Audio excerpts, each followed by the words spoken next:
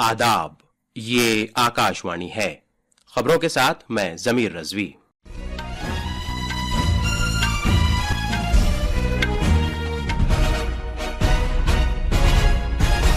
वज़ीर-ए-आज़म नरेंद्र मोदी ने चंडीगढ़ में 3 नए फौजदारी कवानीन की पेशरफ्त का जायजा लिया।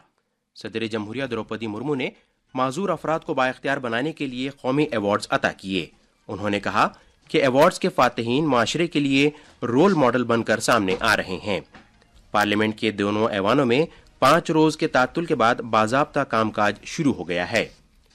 ज़राअत और किसानों की बहबूद के मरकजी वजीर शिवराज सिंह चौहान ने जोर देकर कहा है कि मरकजी हुकूमत ने फसलों की कम अज कम इमदादी कीमत में तकरीबन 3 गुना इजाफा किया है और भारत के पवन कम्पिल्ली थाईलैंड के बैंकॉक में एशियन स्पोर्ट्स गेम में ई फुटबॉल मुकाबले में अब तक का पहला कांसे का तमगा जीत चुके हैं।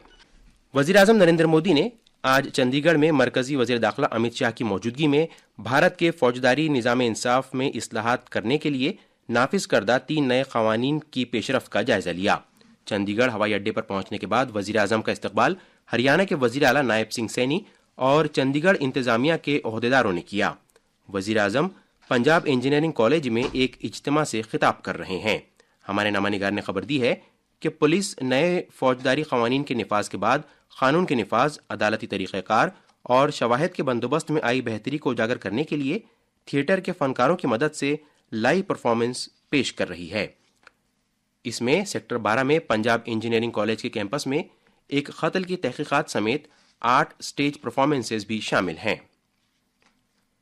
सदर जमहूरिया द्रौपदी मुर्मू ने आज नई दिल्ली में माजूर अफराद के बैनुल अक़वामी दिन 2024 के मौके पर माजूर अफराद को बाइख्तियार बनाने के लिए 33 माजूर अफराद और इदारों को उनकी गैर मामूली कारकर्दगी के लिए कौमी अवार्ड्स अता किए। इस मौके पर हाजिरीन से खिताब करते हुए सदर जमहूरिया द्रौपदी मुर्मू ने कहा कि इस अवार्ड के फातिहीन माशरे के लिए एक रोल मॉडल के तौर पर उभर कर सामने आ रहे हैं। सदर जमहूरिया ने मजीद कहा कि ये अवार्ड्स मुल्क भर में माजूर अफराद को तहरीक देने और उन्हें ताकतवर बनाने में मदद फराहम करेंगे। आज के पुरस्कार विजेता समाज के सामने रोल मॉडल के रूप में प्रतिष्ठित हो रहे हैं। इनका अनुकरण करके अन्य व्यक्ति और संस्थान दिव्यांगजनों के सशक्तिकरण की दिशा में आगे बढ़ सकते हैं। वास्तव में दिव्यांगजन के अदम्य उत्साह को देखकर हम सभी को प्रेरणा मिलती है। आज के पुरस्कार विजेता दिव्यांगजन की उपलब्धियां के बारे में जानकर सभी का मनोबल बढ़ा होगा। सदर जमहूरिया ने जोर देकर कहा कि इन लोगों की देखरेख दीगर अफराद और इदारे भी माजूर अफराद को बाइख्तियार बनाने की सिमत में काम करने के लिए आगे बढ़ेंगे। सदर जमहूरिया ने कहा कि आज के ये अवार्ड फातिहीन लोगों के लिए तहरीक हासिल करने का जरिया भी बनेंगे। सदर जमहूरिया ने माजूर अफराद के लिए हमगीर रसाई फराहम करने में सुगम्य भारत अभियान रोल को भी उजागर किया। उन्होंने सभी को याद दिलाया कि माजूर अफराद हमदर्दी नहीं बल्कि कदर शनासी चाहते हैं। इस मौके पर समाजी इंसाफ और तफवीज़ इख्तियारात के वजीर डॉक्टर वीरेंद्र कुमार भी मौजूद थे। सदर जमहूरिया द्रौपदी मुर्मू पुरी में ब्लू फ्लैग बीच पर कल भारतीय बहरिया के दिन की तकरीब में शिरकत करने समेत मुख्तलिफ सरकारी प्रोग्रामों में शिरकत करने के लिए ओडिशा के 5 रोजा दौरे पर आज शाम भुवनेश्वर पहुंचेंगी। भुवनेश्वर पहुंचने के फौरन बाद सदर जमहूरिया भुवनेश्वर में पंडित रघुनाथ मुर्मू के नए मुजस्समे की नक़ब कुशाई करेंगी और आदिम ओवार जोरपा जाहिर जाएंगी। पार्लियामानी उमूर के वजीर किरण रिजिजू ने इस बात पर जोर दिया है कि पार्लियामेंट को काम करते रहना चाहिए ताकि मुल्क को मौसर अंदाज में चलाया जा सके। पार्लियामेंट में अपोजिशन पार्टियों की जानिब से हंगामा आराई पर वजीर मौसूफ ने कहा कि अगर पार्लियामेंट की कार्रवाई में रखना पड़ता है तो इसका नुकसान सबसे ज्यादा मुल्क और अपोजिशन अराकीन को होगा। उन्होंने कहा कि मुतादिद अपोजिशन अराकीन को इस बात का एहसास हो रहा है कि ऐवान की कार्रवाई में रखना डालना न सिर्फ मुल्क के मफाद में नहीं है और न ही अपोजिशन के हक में बेहतर है। उन्होंने इस बात पर खुशी का इजहार किया कि आज से ऐवान की कार्रवाई खुश असलूबी के साथ जारी रहेगी। जनाब रिजिजू ने कहा कि 13 और 14 दिसंबर को लोकसभा में और राज्यसभा में 16 और 17 दिसंबर को आईन के मौजू पर बहस होगी। उत्तर प्रदेश के संभल जिले में हुए तशद्दुद की गूंज आज पार्लियामेंट के दोनों ऐवानों में सुनाई दी।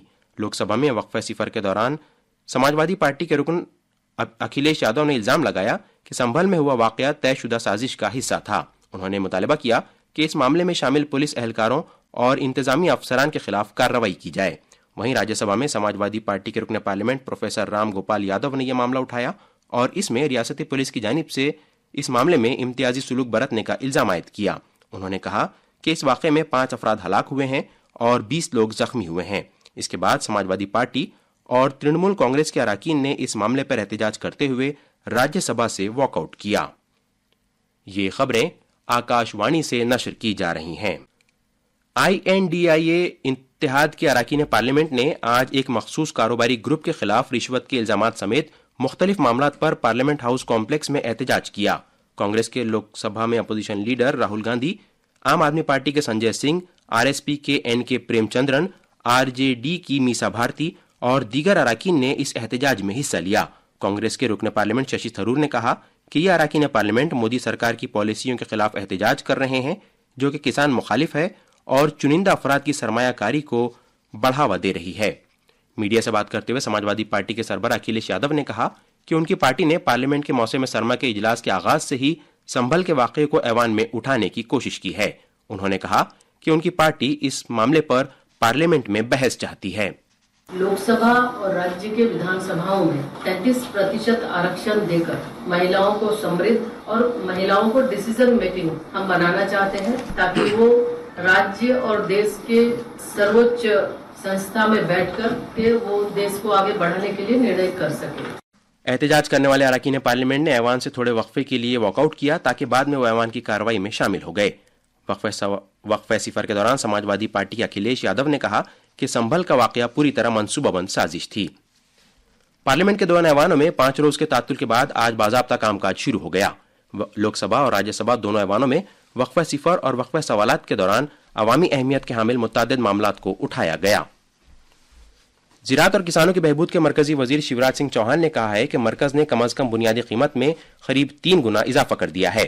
لوک سبھا میں آج ایک سپلیمنٹری سوال کا جواب دیتے ہوئے جناب چوہان نے کہا کہ NDA حکومت نے لاگت پر 50% نفع جوڑتے ہوئے کم از کم بنیادی قیمت طے کی ہے۔